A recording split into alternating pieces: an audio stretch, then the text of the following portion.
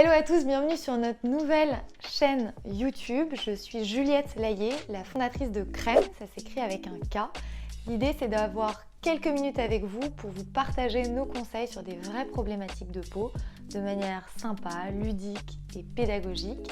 Alors on parle un peu des produits crème et surtout de plein d'autres produits qu'on a testés, validés, il n'y en a aucun qui est sponsorisé. L'idée c'est de vous donner des petits conseils pour mieux gérer votre peau.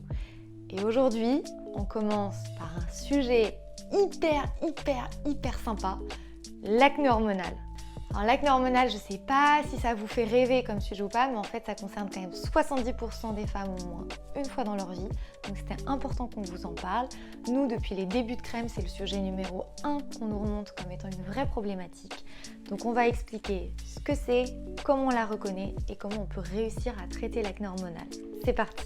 L'acné hormonal, c'est une acné qui arrive parce qu'il y a eu un dérèglement au niveau des hormones. Souvent, on l'oppose à l'acné des adolescents, qui en fait est aussi une acné qui a pour source les hormones, mais on en parle plutôt pour une acné plutôt adulte, post-adolescente. Alors, d'où ça vient cette acné hormonale ? Il y a plusieurs raisons. Déjà, chez les femmes, au moment du cycle, les hormones bougent, donc là, ça va avoir un impact. Ça peut arriver aussi à certains moments de vie, comme la grossesse par exemple. Et puis, parfois, pour certaines femmes, il y a des vrais dérèglements profonds, comme le fameux SOPK, qui là va pouvoir aussi causer de l'acné hormonal. On commence par les cycles menstruels. Alors là, je suis sûre que vous voyez le manuel de SVT un peu galère avec les schémas, les courbes dans tous les sens. En fait, c'est pas très compliqué et là-dedans, tout ça, c'est une question d'hormones, de 3 hormones. Les œstrogènes, alors eux, c'est plutôt les cool kids, ils sont assez sympas pour la peau parce qu'ils vont diminuer la production de sébum et donner une jolie peau. La progestérone et la testostérone, ce qu'on appelle aussi les androgènes, qui sont plutôt des hormones masculines mais que toutes les femmes ont aussi en elles. Tout ça, ça bouge en fonction du cycle et à chaque fois que ça bouge, ça a un effet sur la peau. Vous savez, un cycle, c'est en général 28 jours. Ça commence toujours par les règles. Pendant les règles, toutes les hormones sont au plus bas. Il n'y a pas beaucoup d'œstrogènes, il n'y a pas beaucoup de progestérone, mais il y a un peu trop de testostérone et c'est ce qui va faire qu'on va avoir un petit peu d'acné pendant les règles. Parce que la testostérone, elle amène la peau à produire pas mal de sébum. Deuxième phase, entre les règles et l'ovulation, c'est ce qu'on appelle la phase folliculaire. Là, en général, la peau est au top parce qu'on a beaucoup d'œstrogènes qui font du bien à la peau. Attention, quand on se rapproche de l'ovulation, on a presque trop d'œstrogènes que la peau n'arrive pas à métaboliser et là on peut avoir encore un peu d'acné. Ovulation, et ensuite c'est ce qu'on appelle la phase lutéale, donc c'est la phase juste avant les règles. Petit à petit dans cette phase, les œstrogènes baissent, la progestérone baisse et donc la peau va commencer à reproduire du sébum. Et c'est avant les règles que là on a vraiment beaucoup de sébum et qu'on va refaire de l'acné. Donc en fait, il y a 3 moments où la peau va quand même être sujette à de l'acné hormonal au cours du cycle. C'est pendant et un peu avant les règles et un tout petit peu avant l'ovulation. Ça revient tous les mois. Et en plus de ça, dans la vie, il y a des grands moments. Et à chaque fois qu'il y a des grands bouleversements hormonaux liés à notre vie, la peau, elle va un petit peu encaisser, dans un sens ou dans l'autre. D'abord, il y a la puberté, où nous, les femmes, on va produire beaucoup d'hormones masculines, la testostérone, et c'est pour ça qu'on peut avoir tendance à avoir une peau grasse. Deuxième moment un peu de la vie où on peut avoir un bouleversement, c'est quand on prend la pilule ou qu'on l'arrête. Souvent, l'acné hormonal, elle arrive après un arrêt de pilule. Pourquoi ? Parce que surtout quand on vous a prescrit une pilule qui était pour calmer l'acné, en fait c'est des pilules qui vont calmer la testostérone, sauf que quand on va l'arrêter, la testostérone va repartir, la machine se remet en place et là vous avez tendance, souvent momentanément, à refaire beaucoup d'acné hormonal. Troisième grand bouleversement, c'est la grossesse. Alors on dit souvent des femmes enceintes qu'elles ont un super glow, une super peau. En général, c'est vrai. Mais à toute grossesse, dérèglement hormonal, il peut aussi arriver qu'il y ait une surproduction de certaines hormones et que là, en fait, il y ait l'effet inverse et que certaines femmes, pendant la grossesse, aient de l'acné qui arrive alors qu'elles n'en avaient jamais eu. Et enfin, pendant la ménopause, les œstrogènes, la progestérone diminuent, mais du coup, parfois, la testostérone est un peu supérieure à la normale. Et là, on peut avoir, à la ménopause, un petit peu d'acné qui apparaît. Bon, tout ça, c'est la vie, on n'est pas des machines, on est fait d'hormones, donc forcément, ça fluctue au cours de nos vies. Il y a parfois des dérèglements un peu plus importants, c'est notamment le cas de personnes qui ont le SOPK, le syndrome des ovaires polykystiques, où là, il y a un vrai dérèglement profond qui est induit, où on va produire plus d'androgènes, donc de testostérone. Les symptômes du SOPK, ça va être une acné un peu plus importante, une tendance à avoir une pilosité qui est un peu plus importante aussi que la normale, des cycles irréguliers, voire même absence de règles, parfois des problèmes d'infertilité, perte de cheveux. Ça, c'est un problème qui est vraiment médical, qui vous demande d'être accompagné par un endocrinologue, par votre médecin, enfin vraiment essayer de le diagnostiquer parce qu'une fois qu'on a mis le nom dessus, on peut plus facilement comprendre ce qui se passe dans son corps.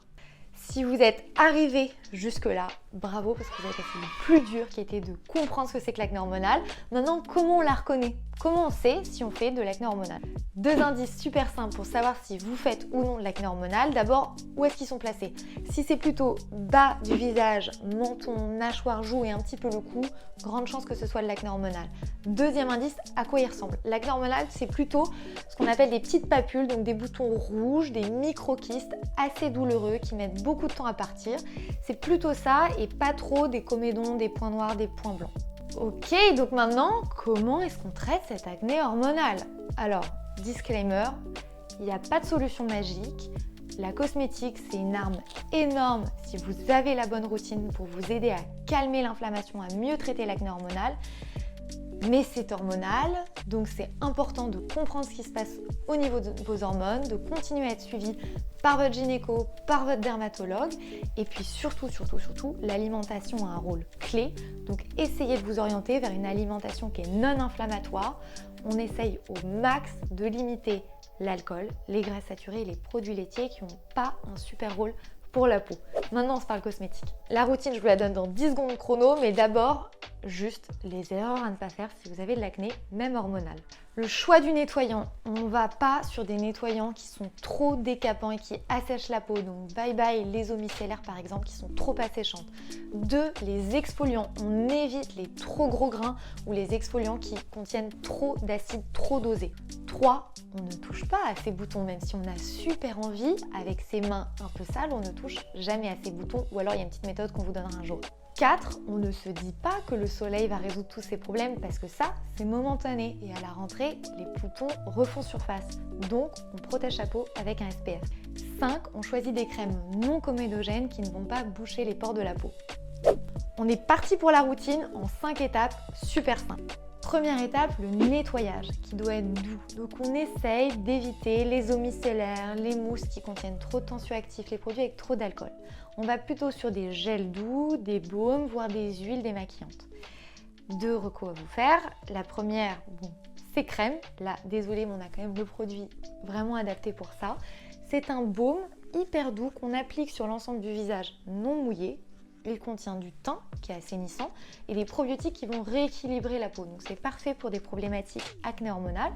Ensuite on rince et au moment où on rince, ça se transforme en lait. Et là l'avantage c'est que du coup c'est super facile à rincer, il n'y a pas de fini-gras. SVR c'est plutôt si vous avez besoin que ça mousse parce que c'est un gel moussant et c'est une bonne alternative qui est assez douce avec la peau et que vous pouvez utiliser si vous avez des problématiques acné. Quand vous finissez votre nettoyage de peau, il y a des villes où l'eau elle est assez calcaire donc ça peut être pas mal d'utiliser une petite eau florale, notamment la lavande qui est assainissante et que vous pulvérisez sur l'ensemble du visage. Deuxième étape, une fois que la peau est nettoyée, on va pouvoir lui donner un coup de pouce pour lisser la texture qui est irrégulière, mais sans aller trop loin. Donc il faut quand même que ce soit des exfoliants qui soient doux.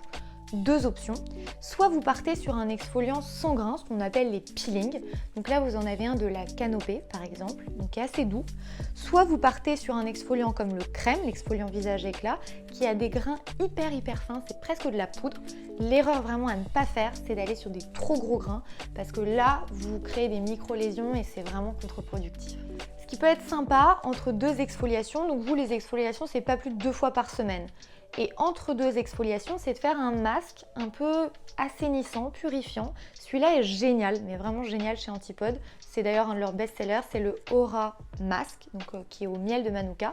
L'avantage, c'est qu'il est à la fois assainissant, mais tout doux avec la peau. Troisième étape, avant d'appliquer votre crème, vous pouvez aller traiter de manière locale, cibler les petits boutons qui vous gênent.